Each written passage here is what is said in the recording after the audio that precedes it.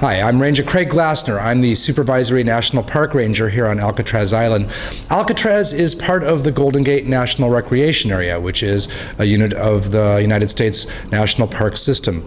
Alcatraz was included in the National Park System in 1972 by an act of the U.S. Congress and is being preserved and protected today primarily because of its military history.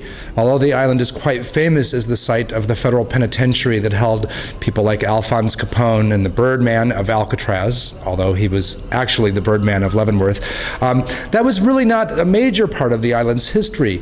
Many people feel that the early use as the first U.S. fort on the West Coast, the first lighthouse on the West Coast back in 1854, that's what's most significant. Others feel the 1969 occupation by Native Americans, which ended the federal policy of termination and established the ongoing policy of self-determination for Native people, is the most significant event in the island's history.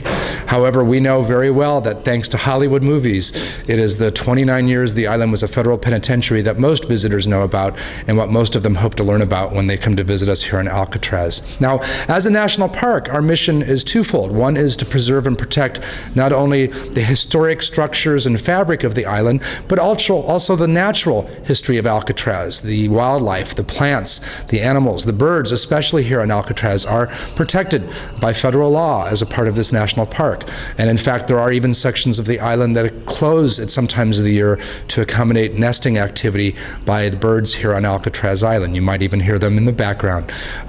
Now, the other part of our mission is to make the island available to the public, to help the public learn about the importance of this site and the history that occurred here, and to connect them with the park, to help them understand why it's important for them as Americans to help us protect historic sites like Alcatraz Island. So our mission is one, to protect and preserve, and also to educate about what's important about Alcatraz Island.